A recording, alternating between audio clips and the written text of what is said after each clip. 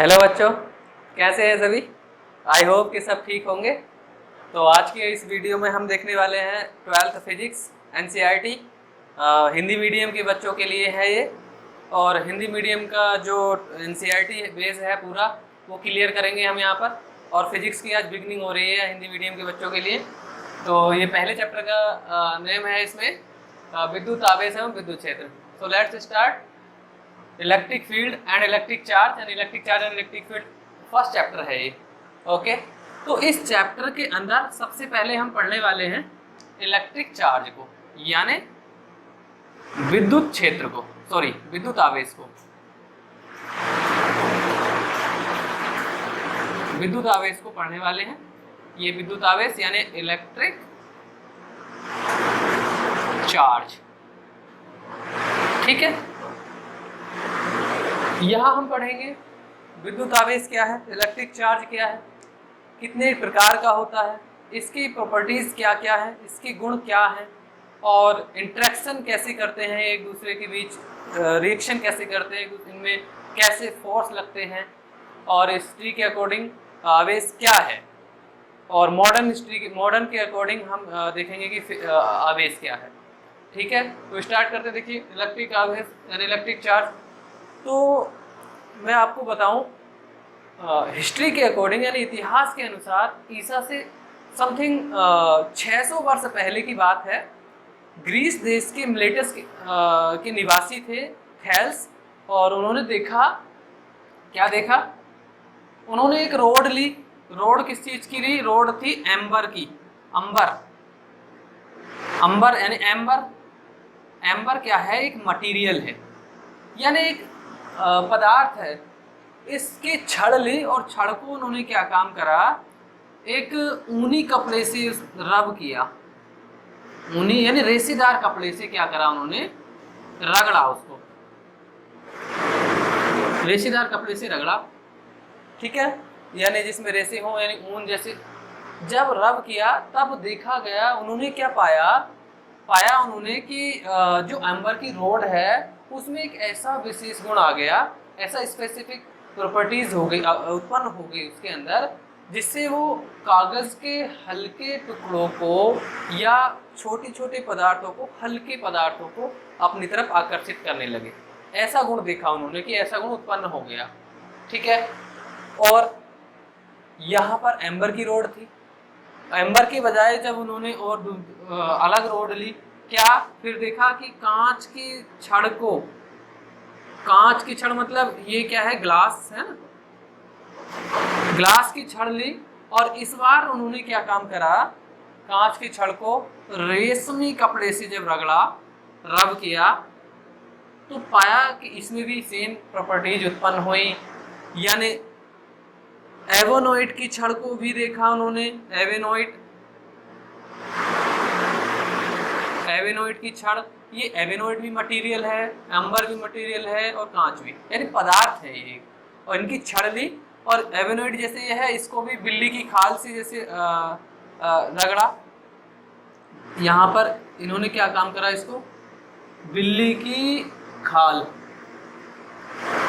ठीक है, cat skin से जब रब किया, तब इनमें, इन सभी में कैसे गुण आए, इनमें गुण आए कि ये जो है हल्की वस्तुओं को अपनी ओर आकर्षित कर ले। इसी गुण को क्या कहते हैं, पदार्थ का विद्युतमय हो जाना कहते हैं, यानी विद्युत आवेश भी कहेंगे इस चीज को हम। यानी जब पदार्थ के अंदर और वस्तु के अंदर एक विशेष प्रॉपर्टी, विशेष गुण उत्पन्न हो जाता है ऐसा, जिससे वस्तुओं को वो अपनी ओर आकर्षित करने लगे घर्षण के द्वारा, तब उनमें जो है तब उनके इस गुण को आवेश यानी कि विद्युत में हो जाना कहते हैं पदार्थों को। और इसे क्या कहते हैं हम, वस्तु आवेशित हो गई है, इस टाइप से कहते हैं, राइट। लेकिन इससे पता लगा कि आवेश ऐसे उत्पन्न हुआ, लेकिन हम ये कह सकते हैं कि आवेश को सिर्फ घर्षण द्वारा ही उत्पन्न नहीं किया जा सकता।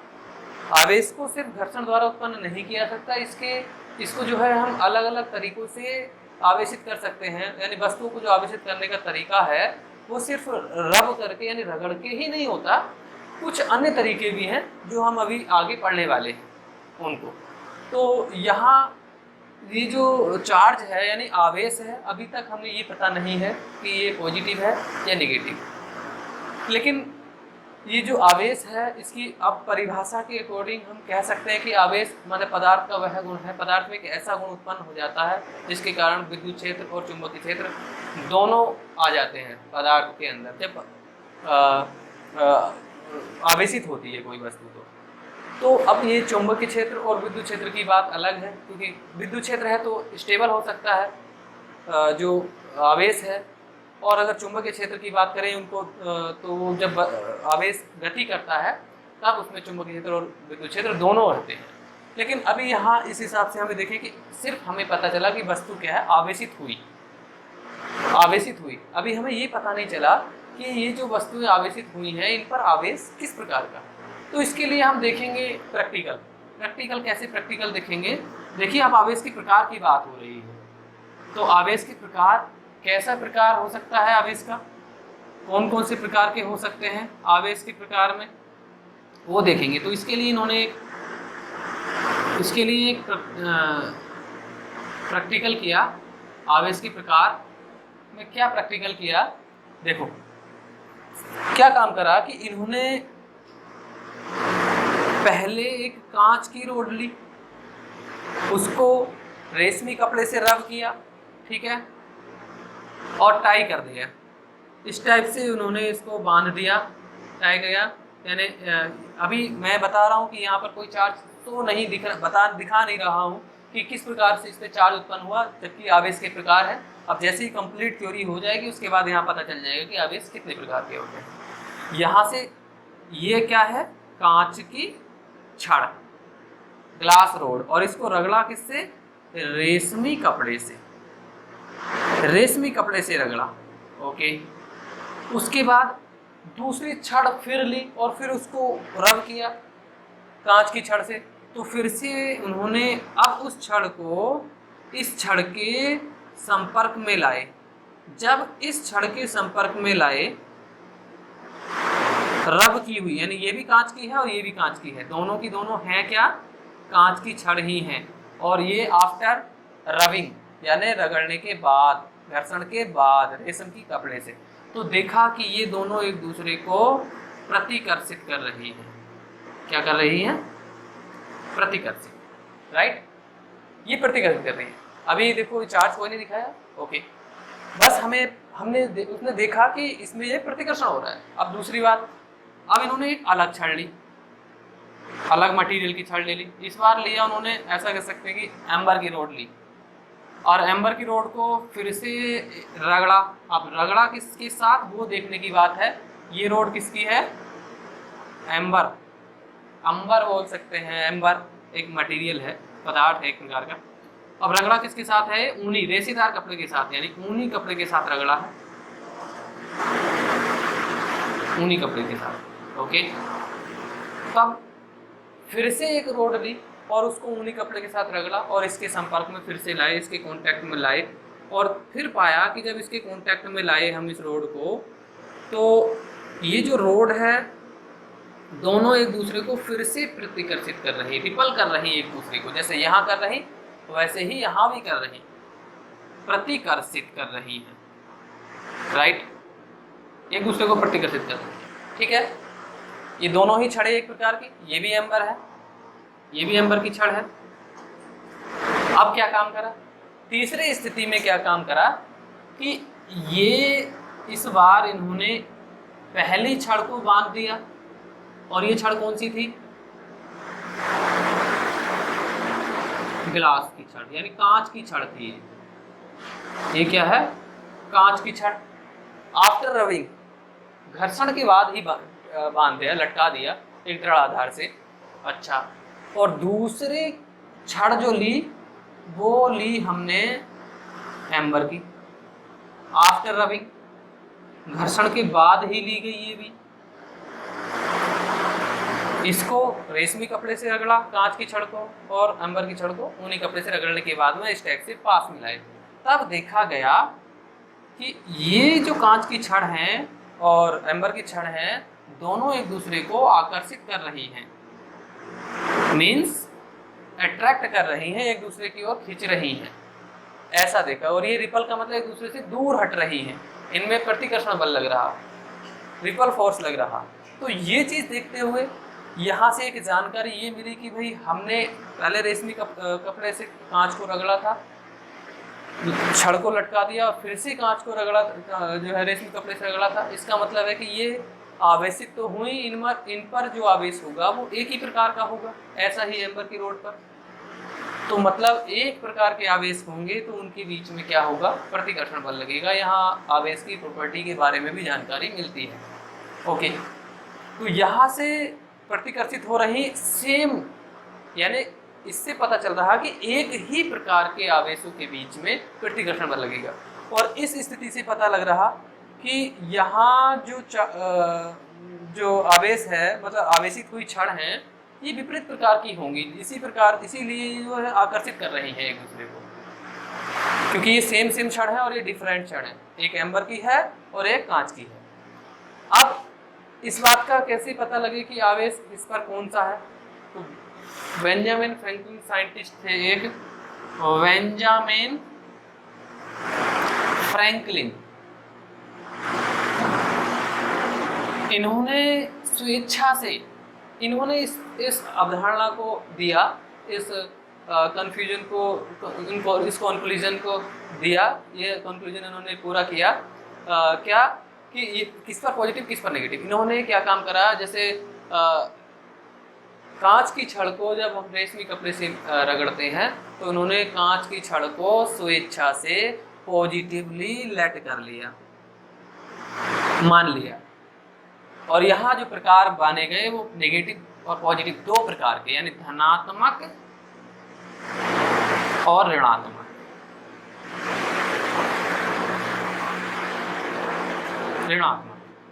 ये दो प्रकार के माने गए। पॉजिटिव जब इसे माना तो ये भी पॉजिटिव होगा, राइट। लेकिन इस पर क्या रखा जाए, इसके अपोजिट होना चाहिए, क्योंकि यहाँ जो चार्ज है वो दोनों छड़े अलग अलग हैं और आकर्षित कर रही है। अगर सेम होगा तो ये भी होता, तो ये भी रिपल करते हैं, इसका मतलब है कि इस पर नेगेटिव चार्ज होगा। तो इस हिसाब से पता लगा कि बेंजामिन फ्रैंकलिन ने इनको स्वेच्छा से एक पर हमने पॉजिटिव चार्ज मान लिया उन्होंने, तो क्या काम करा, पता चला कि दूसरे पर नेगेटिव चार्ज होगा। इस प्रकार आवेश के प्रकार में पॉजिटिव यानी धनात्मक और ऋणात्मक आवेश होते हैं। ये बेंजामिन फ्रैंकलिन का दिया हुआ है।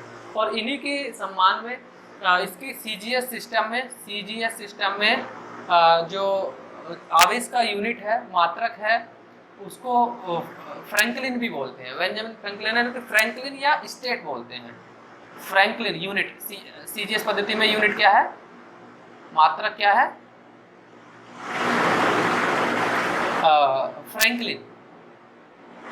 फ्रैंकलिन बोले या स्टेट बोले, स्टेट, या तो हम फ्रैंकलिन बोल सकते हैं या स्टेट बोलते हैं। अभी इसके जब हम चर्चा करेंगे इसके मात्रक के बारे में तब देखेंगे, ठीक है। तो आवेश का हमें पता चला कि कौन सा पॉजिटिव कौन सा नेगेटिव होगा। यहाँ से ये पॉजिटिव होगा और ये नेगेटिव होगा, ठीक है। तो अभी ये एक दूसरे को आकर्षित कर रही हैं। तो यहाँ से पता चला कि विद्युत आवेश के प्रकार कौन कौन से हैं, धनात्मक और ऋणात्मक। ये दो प्रकार के आवेश होते हैं। और इनमें धनात्मक आवेश अगर सेम आवेश है, एक जैसे आवेशों को पास पास मिलाए तो उनके बीच में कैसा बल लगता है, प्रतिकर्षण बल लगता है, सेम आवेश है। और अगर अलग है, अनलाइक चार्जेस है, मतलब विपरीत प्रकार के आवेश हैं, तो उनके बीच में आकर्षण बल लगता है। इस चीज़ की जानकारी भी मिलती है। लेकिन अकॉर्डिंग टू मॉडर्न थ्योरी, यानी आज के हिसाब से हम आवेश को जाने तो वो क्या है, देखो यहाँ सब घर्षण की ही बात हुई थी जब आवेश को जनरेट किया गया था, थेल्स ने देखा था।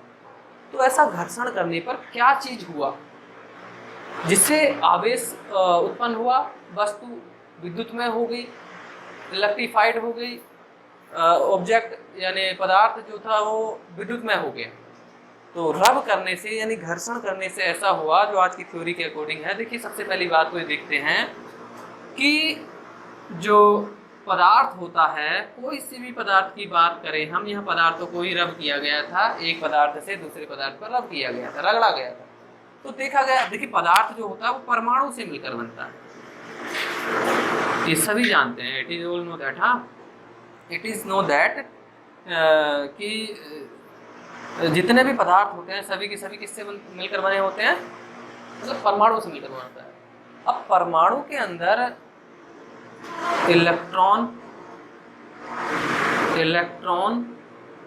प्रोटॉन और न्यूट्रॉन, ये तीनों होते हैं। इलेक्ट्रॉन पर नेगेटिव चार्ज, आई नो, ठीक है, हम जानते हैं कि इलेक्ट्रॉन पर नेगेटिव चार्ज, प्रोटॉन पर पॉजिटिव चार्ज, और ये क्या होता है, न्यूट्रल, इस पर कोई चार्ज नहीं होता न्यूट्रॉन पर। तब अगर देखो किसी भी परमाणु पर जितने प्रोटॉन होते हैं उतने ही इलेक्ट्रॉन होते हैं, इस हिसाब से जितना पॉजिटिव चार्ज उतना ही नेगेटिव चार्ज, हम कह सकते हैं कि परमाणु उदासीन होता है, न्यूट्रली होता है। अगर किसी परमाणु से एक इलेक्ट्रॉन निकाल दिया जाए, किसी मतलब परमाणु से एक इलेक्ट्रॉन निकाल दिया जाए तो वह पॉजिटिवली चार्ज माना जाएगा, मतलब उस पर एक धनात्मक आवेश आ जाएगा। मान लो कि ये दो ऑब्जेक्ट हैं, दो पदार्थ हैं या दो परमाणु मान लो, चलो यहाँ हुआ एक ये, एक ए हुआ, एक बी हुआ। एक इलेक्ट्रॉन को ए से बी पर ले जाया गया, एक इलेक्ट्रॉन लेके गए, तो पाया गया बाद में कि एक जो है जिसने एक्सेप्ट किया, जिस परमाणु ने एक्सेप्ट किया वो नेगेटिव चार्ज हो गया, और जिसने डोनेट किया जहाँ से निकला वो पॉजिटिव चार्ज हो गया। इस प्रकार घर्षण से होता क्या है, घर्षण से एक वस्तु से दूसरी वस्तु पे आवेश का फ्लो होता है, आवेश का ट्रांसफर होता है, तभी जाके आवेश उत्पन्न होता है, एक पर पॉजिटिव और एक पर नेगेटिव। लेकिन अब ये ऐसा होता क्यों है, मतलब इलेक्ट्रॉन एक वस्तु से दूसरी वस्तु पे घर्षण से क्यों जाता है, ऐसा क्या होता है घर्षण करने से, ऐसा क्या होता है रब करने से।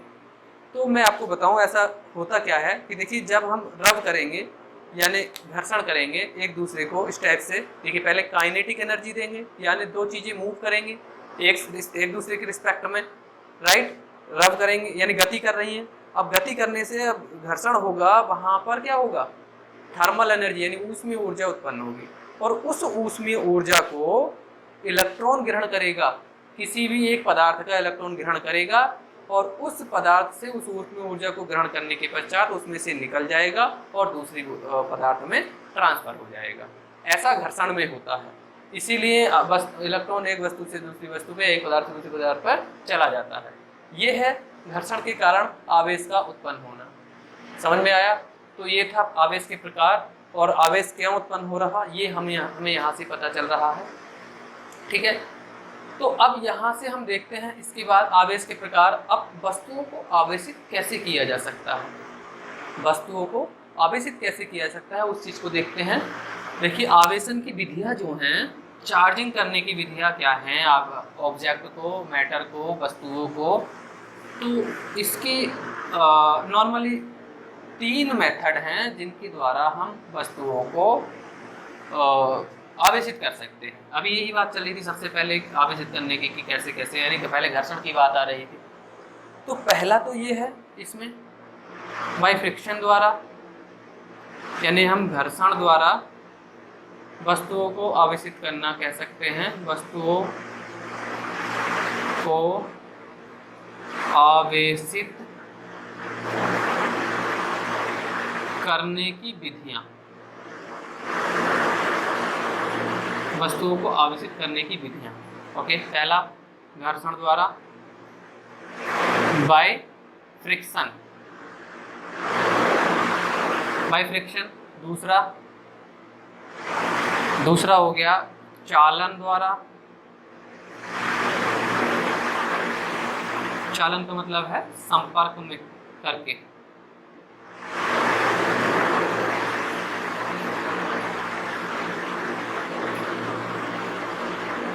Bye contact. तीसरा है इंडक्शन द्वारा, यानी प्रेरण द्वारा, बाय इंडक्शन। ओके, तो पहले की तो चर्चा हो चुकी है कि पहले 2 चीज़ें रब करेंगी, गतिज ऊर्जा दी जाएगी पहले, फिर उससे उसमें ऊर्जा उत्पन्न होगी, इलेक्ट्रॉन उसमें ऊर्जा को एक्सेप्ट करेगा, एक पदार्थ से दूसरे पदार्थ में उस ऊर्जा को लेकर चला जाएगा। उससे वस्तु पर एक पर पॉजिटिव चार्ज जो लेगा इलेक्ट्रॉन को, उस पर नेगेटिव चार्ज, और जिस वस्तु से इलेक्ट्रॉन निकलेगा उस पर पॉजिटिव चार्ज आ जाता है। जो एक्सेप्ट करेगा उस पर नेगेटिव चार्ज आएगा और जो जहाँ से निकलेगा उस पर पॉजिटिव चार्ज आ जाएगा। ठीक है। अच्छा, दो वस्तुओं को रगड़ने पर, अब मैं चालक की बात करूँ तो चालक, मैंने अभी वस्तु की पदार्थ कोई सा भी हो सकता है, वो चालक भी हो सकता है और अचालक भी हो सकता है, सब पे उत्पन्न हो सकता है, कर सकते हैं इस टाइप से। लेकिन बात यहाँ आती है कि अगर मैंने दो गोले लिए ऐसे और ये चालक हैं, मान लिया तांबे के गोले हैं ये, राइट, तांबे के गोलों को हाथ से पकड़ के रब कर रहा हूँ, फिर देखा जा रहा है कि वहाँ पे चार्ज ही उत्पन्न नहीं हो रहा, चार्ज आवेशित ही नहीं हो रही। क्यों? क्योंकि वहाँ पर हमारे हाथ टच हैं उसको रब करने में, घर्षण देने में, रबिंग करने में, तो उससे जो आवेश उत्पन्न होगा, जो भी आवेश जनरेट होगा, वो हमारी बॉडी के द्वारा अर्थ में चला जाएगा। इसीलिए वहाँ पर आवेश उत्पन्न, वो आवेशित नहीं होंगे गोले। तो उसके लिए हमें क्या करना पड़ेगा कि दो स्टैंड लगाने पड़ेंगे और ये क्या होंगे? अचालक। अचालक क्या होंगे? अचालक, अचालक होंगे। अच्छा, अचालक होंगे तो अब यहाँ से पकड़ के हम कर सकते हैं, तब ये जो चार्ज इस पे जो जनरेट होगा वो हमारी कॉन्टैक्ट में नहीं आएगा, और अगर हमारे कॉन्टैक्ट में आता है तो हम अर्थ पे खड़े हैं और अर्थ से कॉन्टैक्ट है हमारा, वो पूरा का पूरा अर्थ में समा जाएगा, यानी चला जाएगा। ठीक है। तो इस प्रकार हम वस्तुओं को कर सकते हैं। अचालक वस्तु है तो उसमें तो विद्युत की चालन होता ही नहीं है। अचालक में सिर्फ आवेशित करना है तो रब करके हम कर सकते हैं, एक से दूसरी पे इलेक्ट्रॉन चला जाएगा, उसमें तो जहाँ आवेश रखो वही रह जाता है। लेकिन धातुओं में या चालकों में आवेश का एक गुण होता है कि वो धातु उसके अंदर नहीं रहता है, उसके सरफेस पे आ जाता है और उसमें बहने का गुण होता है। एक चालक के अंदर एक जगह से दूसरी जगह जा सकता है, राइट। लेकिन अचालक वस्तुओं में जहाँ रखोगे वहीं पर रखा रहता है। अगर उसके कांटेक्ट में कुछ और आता है तो वहाँ से तब निकल सकता है, मतलब कुछ चालक वस्तु के द्वारा हम उसको खींचा जाए तब वहाँ से खींचा जा सकता है उसको, राइट। तो अब हम देखेंगे, देखिए पहला खत्म हो गया घर्षण द्वारा। दूसरा जो है इसमें वो संपर्क द्वारा है। घर्षण द्वारा समझ में आ गया। अब तो अचालक में करना है तो बिना उसके कर सकते, लेकिन चालक है तो उसमें अचालक स्टैंड लगे होने चाहिए। दूसरा पॉइंट है ये चालन यानी संपर्क द्वारा। इसमें क्या काम करते हैं, हम दो गोले लेंगे, दूसरा गोल ये हमने मान लिया धनावेशित है, कोई दिक्कत नहीं, धनावेशित हम ऋणावेशित भी मान सकते थे इस केस में। तो पहले केस में मैंने क्या माना, इसको चालक है ये और ये क्या है? अचालक। ये बात ध्यान दें, हमें यहाँ नहीं टच करना है, यहाँ से टच करना है। अचालक स्टैंड पर खड़ा है और ये क्या है? ये तो चालक है, ये चालक। ऐसा ही सेम टाइप का लिया हमने, पर वो आवेशित नहीं है। दूसरा गोला ये अचालक स्टैंड है, अचालक मतलब इंसुलेटर कह सकते हैं, और ये क्या? चालक गोला है, स्फीयर है, राइट। दूसरी स्थिति में मैंने क्या काम करा, इन दोनों गोलों को एक दूसरे के साथ कांटेक्ट मिलाया, तभी तो कांटेक्ट यानी संपर्क मिलाए।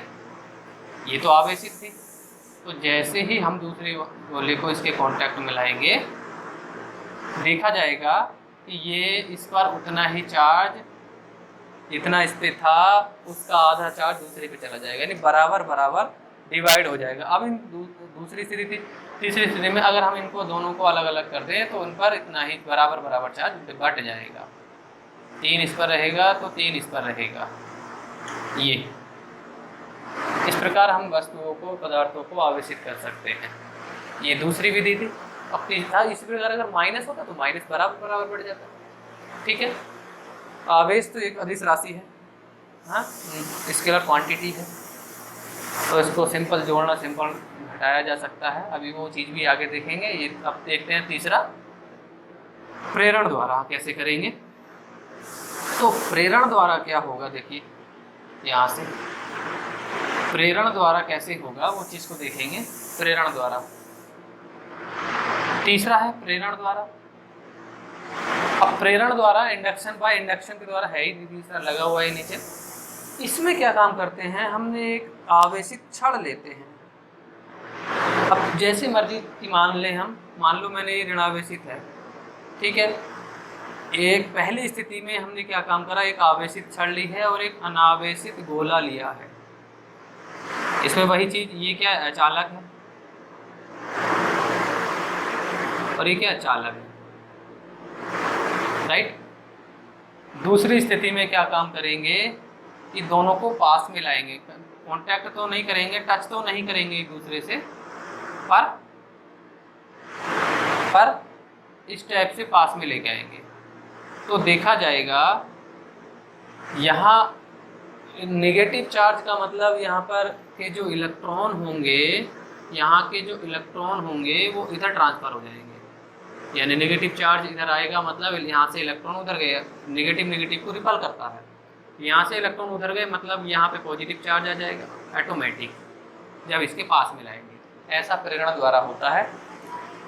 इस पोजीशन में दूसरी कंडीशन है, इस पोजीशन में अगर मैं इस छड़ को हटा दूं तो ये फिर से न्यूट्रल हो जाएगा। हमें तो आवेशित करना है इसे, ऐसा कैसे हो कि इस पर आवेश बना रहे।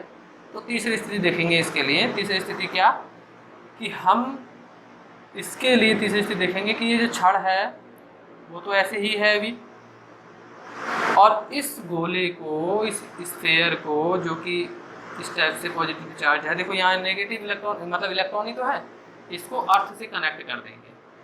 अर्थ से कनेक्ट करने का मतलब जितने भी इलेक्ट्रॉन यहाँ आए होंगे वो सब के सब अर्थ में चले जाएंगे। अब हम यहाँ से छड़ को अलग भी कर देंगे तो यहाँ तो न्यूट्रल हो गया, यहाँ के इलेक्ट्रॉन जब अंदर चले गए यहाँ तो कुछ चार्ज रहेगा ही, तो यहाँ इस पर चार्ज बना रहेगा। यानी चौथी स्थिति में, चौथी कंडीशन में मैंने इसको अलग किया, जो आवेशित छड़ है उसको अलग कर दिया, इस पर तो चार्ज वैसे ही है, और जो अनावेशित थी अब उसको अलग कर देंगे, इस कंडीशन में ही हटा देंगे।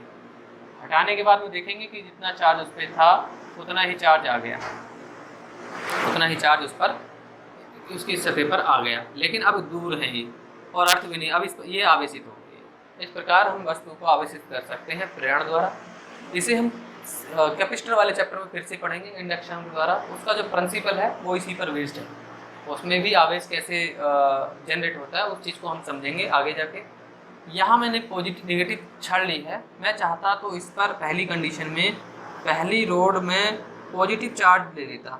मान लो कि पॉजिटिव चार्ज है, ये जो है वो पॉजिटिवली चार्ज है, जो छड़ है वो पॉजिटिवली चार्ज है। अब पहली स्थिति में ये चालक और गोला बिल्कुल सेम है, ये कंडीशन सेम है। अब दूसरी स्थिति में फिर से जैसे पास लेके आएंगे, पास में लाएंगे छड़ को, ऐसा नहीं कि यहाँ पे आके इसका आकार चेंज हो जाए, जैसे जो चीज़ यहाँ यूज़ कर रहे हैं वही जो चीज़ें यहीं पे यूज़ कर रहे हैं, बस ये कि बनाने में थोड़ा सा छोटा बड़ा हो जा रहा है। अच्छा, जैसे मैं कॉन्टैक्ट में लाऊंगा तो इस बार क्या होगा, देखने की बात ये है कि यहाँ से जो इलेक्ट्रॉन हैं वो इधर अट्रैक्ट होंगे, क्योंकि प्लस माइनस को अट्रैक्ट करता है, तो यहाँ के जितने भी इलेक्ट्रॉन होंगे वो यहाँ अट्रैक्ट कर देंगे, जितना चार्ज होगा उतना ही उसको अट्रैक्ट करेगा, यानी क्या आएगा यहाँ पर, उतना ही नेगेटिव चार्ज जनरेट हो जाएगा। तो यहाँ से उठ के आए हैं तो यहाँ पर पॉजिटिव चार्ज जनरेट हो जाएगा। ओके, अब दूसरी स्थिति क्या है इसके बाद, मतलब ये दूसरी स्थिति है और ये पहली स्थिति पोजीशन थी, और अब के थर्ड कंडीशन में क्या करेंगे।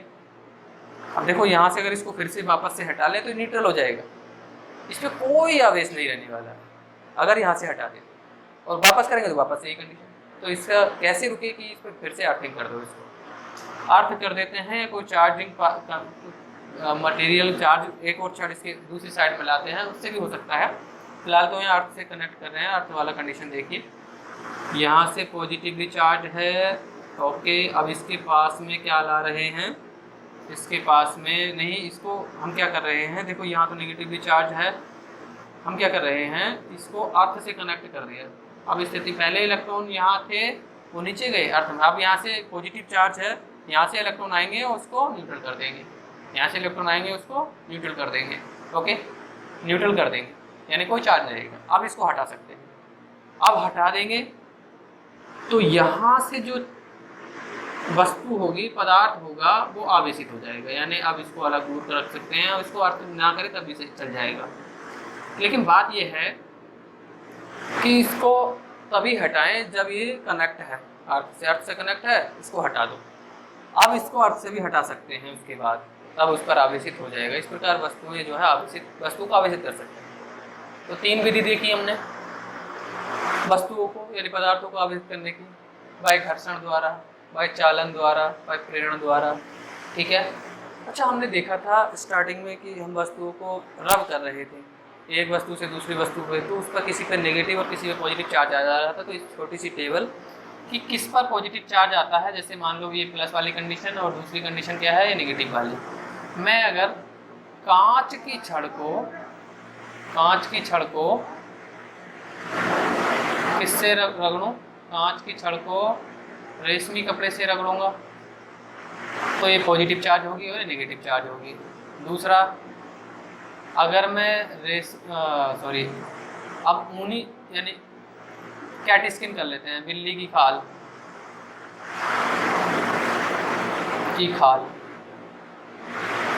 बिल्ली की खाल को किससे रगड़ें,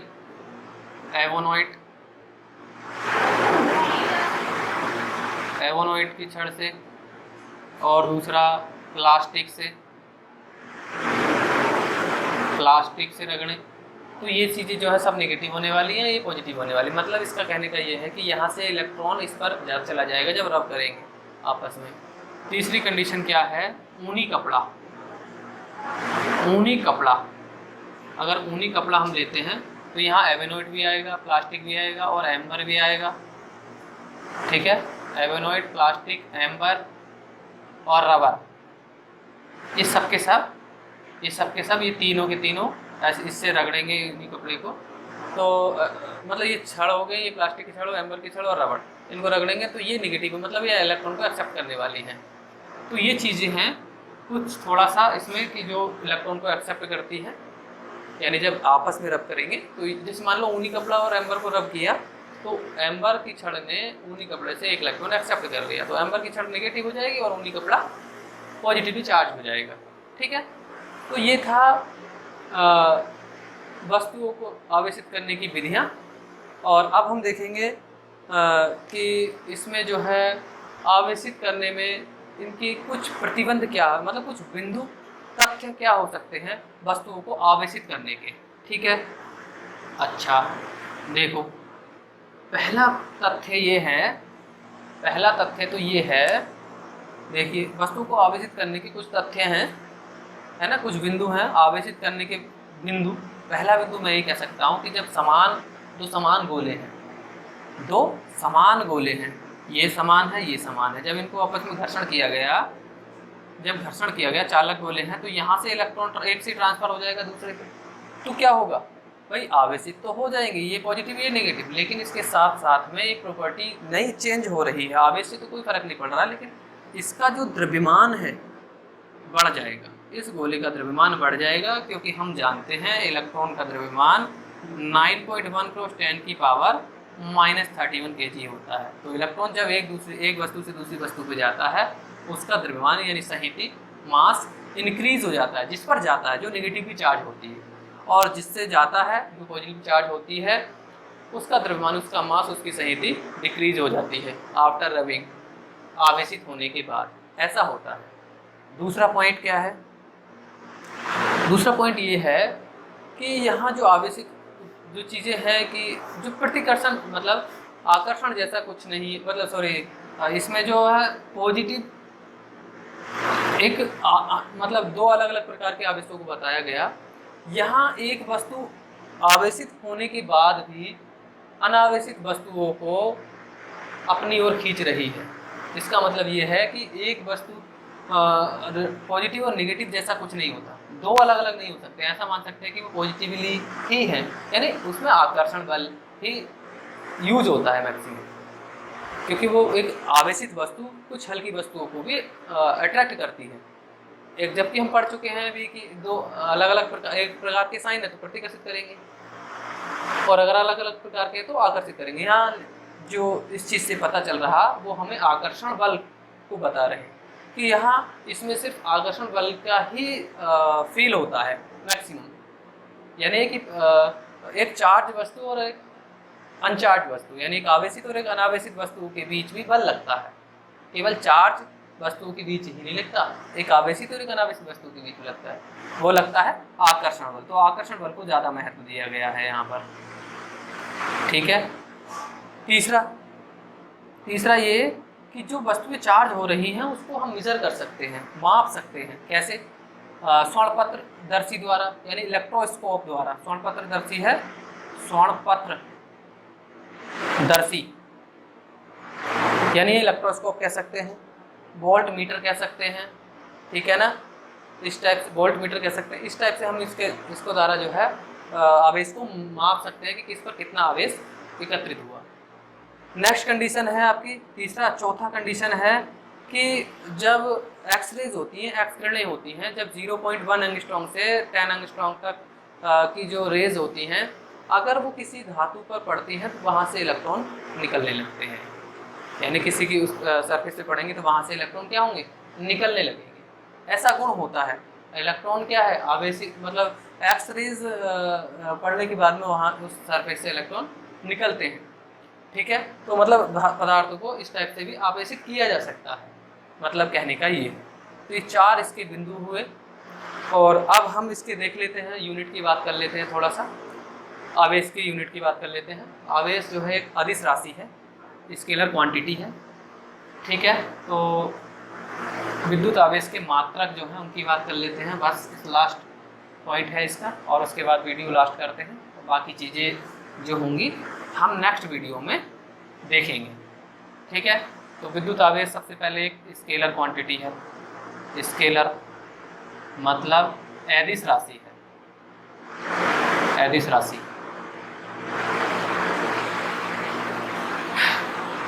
इसको अदिश राशि का मतलब इसमें दिशा नहीं होती, और इसको जो है जोड़ा घटाया जा सकता है सिंपल तरीके से, कोई वेक्टर का रूल नहीं लगने वाला है इसमें।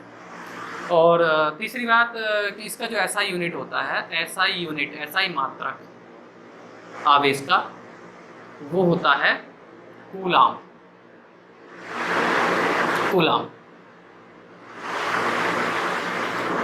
COULOMB कूलाम, राइट, ये हो गया। अच्छा, I = Q/T होता है। तो यहाँ से हम देखा जाए तो Q इक्वल निकालें तो IT आएगा, और यहाँ से मात्रक देखा जाए कूलाम का, आवेश को Q या तो स्मॉल q या कैपिटल Q से शो करते हैं, ऐसा कोई ज़रूरी नहीं है।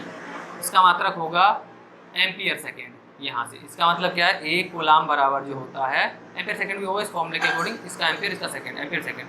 तो एक कूलाम बराबर क्या होगा, 1 एम्पियर सेकेंड, ये भी कह सकते हैं, ठीक है। अच्छा, CGS सिस्टम में मैं बता ही चुका हूँ। CGS सिस्टम क्या होता है, फ्रैंकलिन होता है, ओके। यानी एक कूलाम इज इक्वल टू, या एक coulomb is equal to 3 × 10⁹ franklin या ESU स्टेट बोलते हैं, होता है ऐसा। अच्छा, इसके बाद एक कूलाम यानी एक फैराडे, फैराड नहीं, फैराडे, एक फैराडे इज इक्वल टू होता है 96,500 कूलाम। फैराड नहीं है ये, फैराडे है, फैराडे, ओके। तो ऐसा इसमें रिलेशन होता है। अच्छा, इसके बाद कुछ छोटे इसके मात्रक, कूलाम इसका एक बड़ा मात्रक है, तो छोटे मात्रक जैसे हो सकता है इससे 1 माइक्रो कूलाम। माइक्रो है तो 10⁻⁻6 लगाएं, यानी 10⁻⁻6 कूलाम बोलेंगे। 1 नैनो कूलाम, अगर नैनो है तो 10⁻⁹ लगाएंगे। 1 पीको कूलाम, पीको है तो 10⁻⁻12 लगाएंगे। 1 एंगस्ट्रॉम कूलाम, अगर एंगस्ट्रॉम है तो 10⁻10 कूलाम लगाएंगे, ठीक है। ये इस टाइप से हम कहीं अगर आता है तो ये छोटे मात्रक हुए, इसमें माइक्रो, नैनो, पीको, एंगस्ट्रॉम। वैसे एंगस्ट्रॉम इसमें नहीं यूज़ होता, डिस्टेंसों में यूज़ होता है, वेवलेंथ जैसे होती है उनमें यूज़ होता है। लेकिन अगर कई बार अगर आता भी है तो हम 10⁻10 से उसमें मल्टीप्लाई करने वाले हैं, क्योंकि न्यूमेरिकल में आगे काम आएंगे ये चीज़ें, ठीक है। तो ये थे इसके मात्रक, और हमने देखा यहाँ पर ऐसा ही मात्रक, बाकी सब जितने भी था। अब इसके आगे की कहानी जो है हम नेक्स्ट वीडियो में देखेंगे। आज के लिए इतना ही। वीडियो को देखने के लिए धन्यवाद। Thanks for watching.